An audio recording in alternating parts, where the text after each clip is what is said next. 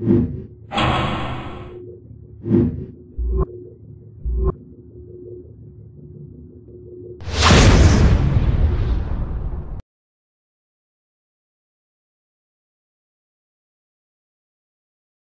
I think a very good example that we've done recently, we're about to repeat, is what we call is like sort of like make someone else's day a very good day, basically.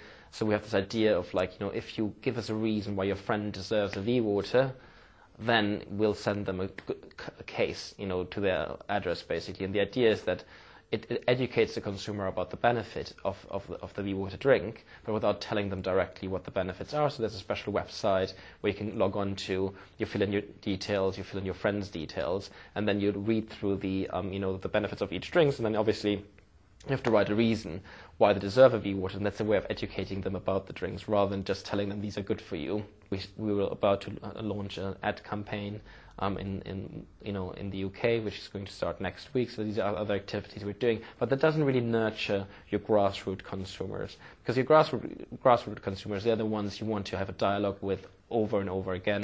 So, you know, we have lots of point of interactions with them, the newsletter, email feedback. You can log onto our website and vote for the next V-Water. And having that constant dialogue with the brand, I think really will nurture your consumer and your loyal consumers, which turn into your brand ambassadors. So, you know, that's the kind of stuff we do. You know, the big insight within that audience and brand like Optivita is the frustration of having to change your diet and basically all the things you can't eat, and showing an empathy towards that. And, for example, building, if people have got cholesterol, the big issue is they don't know what they should and shouldn't eat. There's lots of sort of myths. It's a bit like dieting. There's 1,000 myths on what you should and shouldn't do. And by providing support information for things like that, then you've got great opportunities for word of mouth, because, you know, there's a high chance that a 60-year-old or 70-year-old with cholesterol's got several mates who have not family members who've got cholesterol. If they're going to pass that information on, there's a good chance they might pass on where they got it from, the brand that it came from, things like that. So.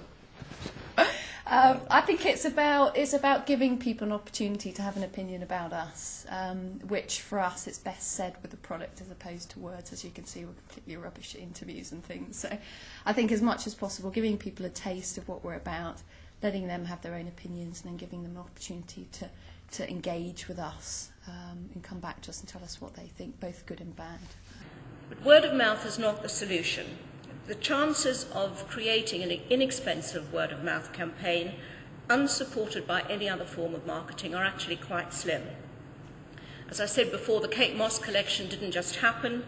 It was a massive media campaign which all pulled together.